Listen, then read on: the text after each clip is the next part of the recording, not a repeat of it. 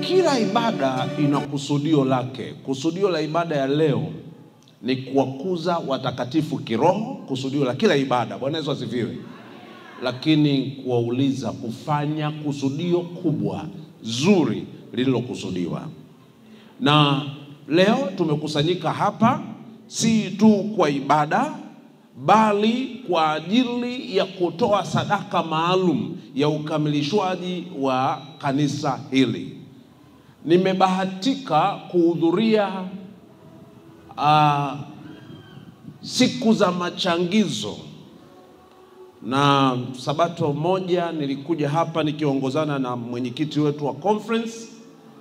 Tulikuwa na Mheshimiwa Mpina, wangapi nakumbuka, kwa ajili ya hili paa. Kwa nimeona kwa macho yangu kazi ikifanyika hapa. Sasa siku nikaja nikakuta lile kanisa letu la zamani wamelivunja. Kwa kweli mlifanya jambo jema sana. Kama msingelivunja, mimi ningeongozana na familia yangu na nyundo, tungalikuja kuliweka chini. Usije ukasema masuala ya museum au historia imeshapitwa na wakati tayari.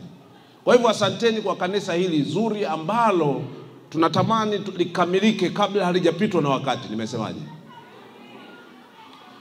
Likamilike kabla halijapitwa na wakati. Majengo yanapitwa na wakati, utashangaa. Hapa niliposimama palikuwa juu sana, sasa hivi naona panataka kuwa pa kawaida. Siku vigai vitakapokaa na kila kitu kikaka, na kuwa tena nini? Pa kawaida zaidi. Bila kuchelewa halitutoshi, lakini litaendelea kutotosha, maana tutakuwa tunaendelea kujenga makanisa mengine kadri tutakavyoruhusiwa kufanya. Nimechagua kusoma nanyi fungu moja, halafu tutoe sadaka yetu ya upendo, tuende kwa chakula cha mchana. Mnaonaje? Kwani mpaka tuhubiri sana ndipo sadaka itolewe? Simeshajua tu, hata nikishuka tu sasa hivi apande MC tayari tutatoa. Bwana wabariki sana. Ninaomba tusome pamoja nami fungu hili moja la Habakuki sura ya 2 na aya ya 1, kama lilivyosomwa na Madam Bahati hapa katika kukazia ibada ya leo. Habakuki sura ya 2 na aya ya 1 ina maneno yafuatayo, lakini naomba nisome na kukaza fungu hili la mbaraka siku ya leo. Anasema, mimi nitasimama katika zamu, malizia, katika zamu, sijasikia, katika zamu gani? Yangu. Nitajiweka juu ya mnara, nitaangalia ili nione atakaloniambia na jinsi nitakavyomjibu katika habari ya kulalamika kwangu. Tuombe. Baba mwema, asante kwa sababu ya ibada ya leo. Asante kwa sababu ya neno lako. Tunapokwenda kulipitia kwa ufupi, Mfalme wa milele, gusa mioyo yetu tukaokolewe siku utakaporudi. Katika jina lake Yesu, amina. Habakuki ni moja ya manabii wenye sifa ya nabii mdogo. Wahubiri wengi wameendelea kuhubiri juu ya manabii wakuu, Isaya na wengine kina Daniel na Yohana wa Ufunuo na kadhalika. Lakini hawa wadogo hawa kama akina Habakuki, kama akina Yoel, au kama huguswa mara chache siku maalum kama za leo. Bwana Yesu asifiwe sana. Habakuki anakuja kwetu na mambo makubwa manne katika fungu hili. Cha kwanza, anasema nitasimama katika zamu yangu. Mwambie jirani yako, usimswitch off pastor, ameanza na atamaliza sasa hivi tu. Haleluya. Nitasimama katika zamu yangu. Jambo la pili, nitasikiza atakalo niambia Bwana. Bwana Yesu asifiwe.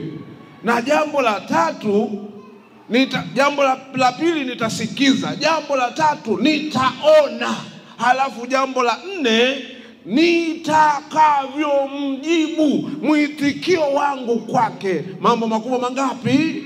4. Jambo la kwanza, Habakuki anakuja kwetu akionyesha moyo wa uaminifu. na kusimama mahali anapopaswa kusimama. Hebu nisikilize vizuri. Ukisikia baba mwenye nyumba analia, nimesemaje? Hivi huwa analia kwa sauti ya ngapi? Mama, najua mama analia kwa sauti ya kwanza. Baba analia kwa sauti ya ngapi? Ya 4 au ya 3? Wao wanacheza hapo. Ukisikia baba analia, chakula hakuna, mama anasema nimehangaika juma lote, wewe umetulia tu, wazo linakuja, huyu baba hakusimama mahali ambapo baba anapaswa kusimama. Hajasimama kwenye zamu yake, hajawajibika. Kwa maneno mengine, nitasimama kwenye zamu yangu. Ni mahali pa wito wa kiroho kuhakikisha ya kwamba kila mmoja wetu anafanya sehemu yake mahali alipo. Nimewagombeza kanisa la Mungu leo. Katika conference yetu na mahali pengine panasisitiza namna kila mshiriki atakavyochukua nafasi yake, kwamba ya uinjilisti, kwamba ya kurudisha zaka na sadaka. Tumeshatoka mahali ambapo mtaa wa Kishiri wamevuka goli, tumetoka huko. Sasa hivi mchungaji amebanwa kutoa maelezo. Je, kila mshiriki ameshika zamu yake? Haleluya, haleluya. Kushika zamu yako ni dalili ya ukomavu wa kiroho na sio vinginevyo. Kushika nafasi yako kwenye uinjilisti, kushika nafasi yako kwenye kusisitiza na kusimamia habari ya image change, inatia moyo kiasi gani? Nilitiwa moyo nikazungumza sana juu ya kisima cha ubatizo hiki nilichokizindua kwa ubatizo mwenyewe kwenye kambi moja. Mnakumbuka au mnasahau? Mbona mimi nakumbuka. Mnakumbuka? Kisima chenye taa ndani hichi. Nikawapa big up sana, kwa sababu watu fulani mahali fulani nilikwenda kwenye makambi kwao, wakasema mchungaji, tunabatizia ziwani. Nikasema nini? Tunabatizia ziwani. Nikauliza ziwa gani? Wakasema si ziwa Victoria. Nikasema we. Taarifa nilizo nazo, kila hatua 10 kwenye pwani ya ziwa Victoria utakutana na mamba, aidha mamba mzee,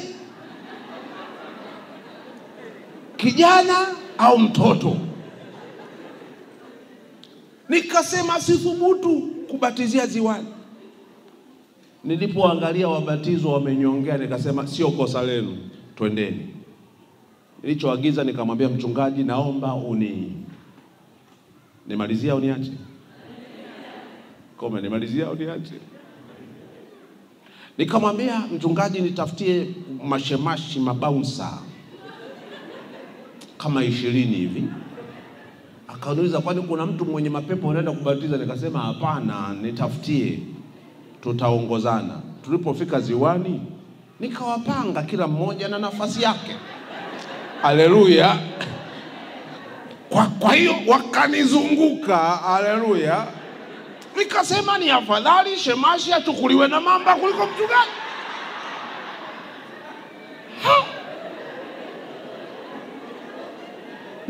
Nani hapendi kula ugali hapa?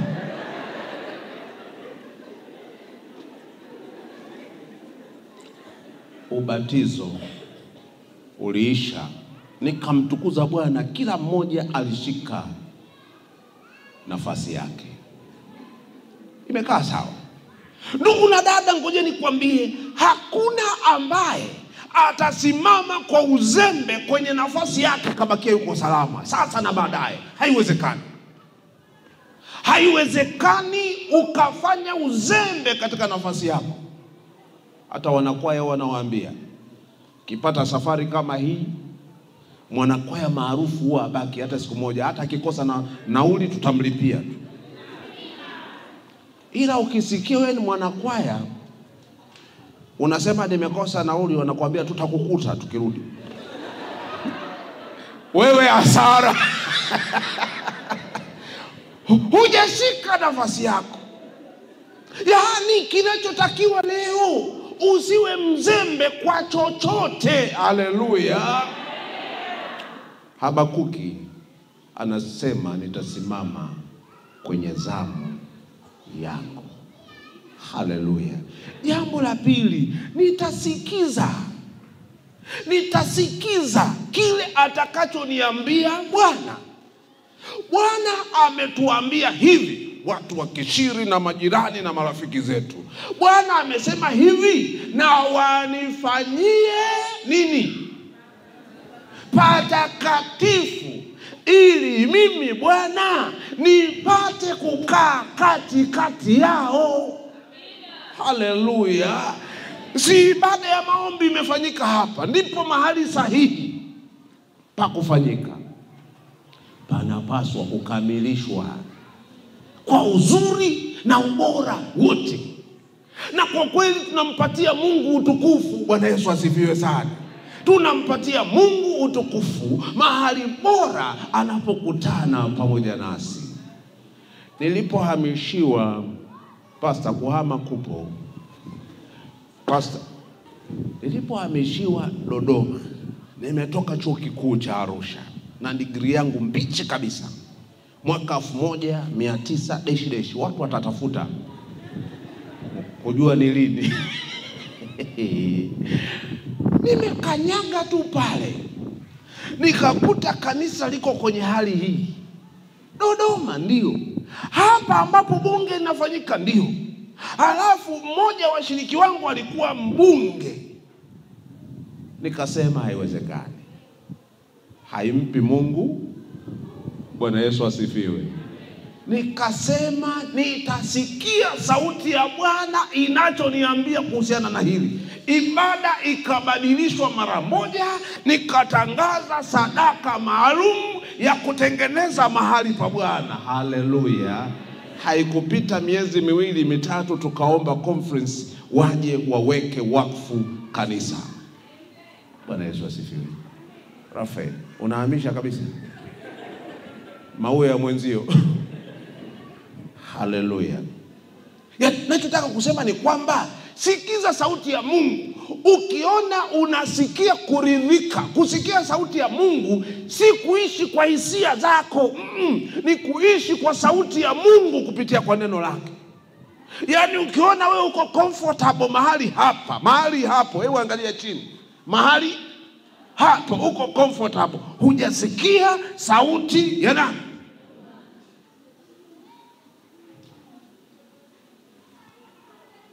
Sikia, mwishoni mwa sura ya 2 hii ya Habakuki, ndipo mahali Habakuki aliposema dunia yote inyamaze nini? Maana nini? Bwana yuko wapi? Bwana yuko wapi? Wapi hapo? Wapi? Wapi? Wapi? Wapi? Anaweza akatulia na sisi hivi? Usafi, uzuri ni karibu na utakatifu. Sikia sauti ya Mungu leo. Anasema si tu nitasikia, nitaona. Yani si kusikia tu. Bwana hatamani mtu asikie tu. Nabii Habakuki anasema sitasikia tu, nitasikia ili nione. Sikiliza nikwambie, nani huyu? Musa katika kijiti kinachoungua kiteketei anasema nitageuka ili nione. Swala la kuona ni namba 2, kusikia ni 1, kuona ni namba ngapi? Namba 2. Nitageuka nione maajabu ya Bwana. Nimesikia lakini natamani kufanya nini? Kuona. Nabii Habakuki anasema nitaona Bwana atakachokitenda, Bwana atakachokifanya hii leo. Haleluya. Nami niseme hivi, naungana na Habakuki. Nitasikia lakini nitaona. Namba 4 na mwisho, jinsi wanadamu tutakaosikia na kuona tutakavyomjibu Bwana. Haleluya! Mwitikio wa ibada, mwitikio wa maombi. Ninamshukuru sana mwinjilisti, amesema hapa ya kwamba leo tusipeleke mawazo yetu kwenye mambo ya changizo tu, tupeleke mioyo yetu kwa Bwana. Nikatiwa moyo sana na sentensi hiyo, maana sentensi iliyoona mbali, imeona watu waliokuja kwa ibada leo watafanya hiki, lakini mlengo ni kumfanya Bwana apewe sifa na sio mwanadamu. Bwana peke yake atatukuzwa. Kwa hiyo Habakuki sura ya 2 na aya ya 1 hutufundisha kusimama kila mmoja wetu kwa uaminifu. Haleluya! Hasa katika nafasi zetu. Lakini pili, Habakuki anatufundisha kusikiza kwa subira sauti ya nani? Ya Mungu. Na wakati huo huo tunaposikiza, hamu ya kuona ipatikane. Nitasimama katika zamu yangu, nitainuka, nitajinyoosha juu ya mnara, nami nitazame, naam, ili nione atakayoniambia na jinsi nitakavyomjibu Bwana. Simama katika zamu yako. Haleluya! Usilale, kuwa macho. Haleluya! Mtu mmoja anamwangalia jirani yake, nikitoa hilo agizo, sio kusinzia wala kufumba macho ya kimwili hivi sasa, macho ya kiroho na yawe wazi mbele yetu, maana Bwana anataka kufanya kitu. Simama katika zamu yako. Habakuki anaonyesha moyo wa mlinzi, kuwa tayari wakati wote. Si muda wa kubakia hivi hivi, bali ni muda wa kuwa alerted. Jina la Bwana linatukanwa sana katika sehemu zetu za ibada. Nilitembelea mahali wakati nilipokuwa mkurugenzi wa idara ya mawasiliano, na nilitafuta kanisa moja hivi, hawajaniwekea kibao, nimepeleka vibao hawajavitundika. Sasa nauliza, hivi hakuna kanisa la Sabato hapa kijijini? Mtu mmoja akasema, lipo, wewe ni mchungaji? Nikasema ndio. Lipo kanisa moja hivi, halijaisha vizuri, lakini wameweka dishi. Nimesemaje? Nikamwambia nipelekeni. Wakanipeleka bwana. Kweli ilikuwa kanisa letu la Sabato, halijaisha, lakini kuna dishi la kupokelea mahubiri ya satellite. Tuna mtu kanisa Bwana, tusipokuwa na makanisa mazuri yaliyokamilika.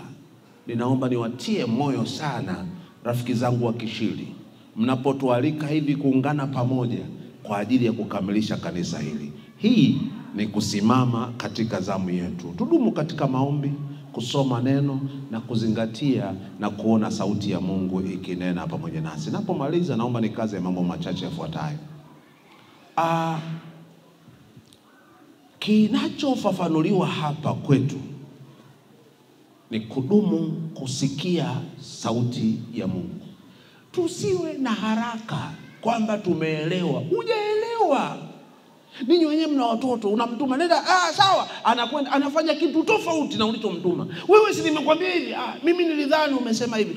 Unasemaje ulidhani wakati nilikuwa nikieleza? Hiyo ni tabia ya wacha Mungu wengi. Hawataki kuketi chini na kumsikiliza Mungu na kutafakari kwa makini na kujua wanachotakiwa kuambiwa kufanya. Wao wanafanya vitu juu juu. Sisi hatafanya hivyo, tumeisikia sauti ipasavyo.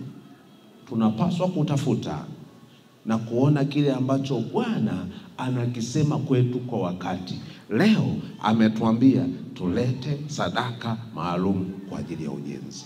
Tukisimama katika nafasi yetu, tukisubiri kwa imani, Mungu atatufunulia mapenzi yake, na nyuma yake ataweka ahadi ya pekee kwetu. Nao na wanifanyie patakatifu ili nipate kukaa kati yao.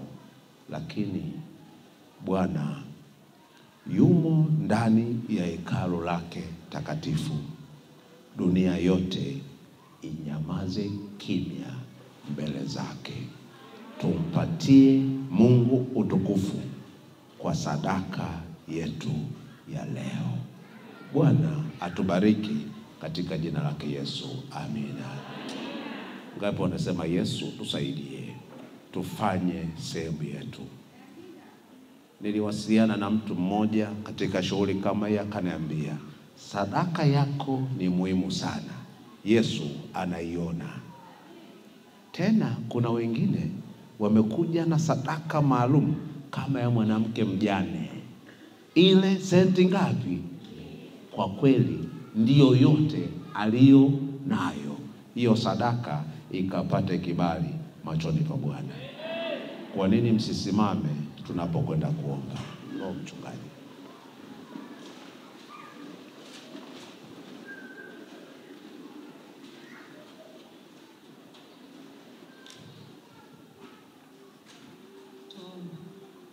Haleluya. Mtakatifu unaishi mahali pasipo mbinguni, tunakushukuru Baba kwa kuwa uko pamoja nasi. Asante kwa sababu tunamcha leo kwa msaada katika maisha yetu.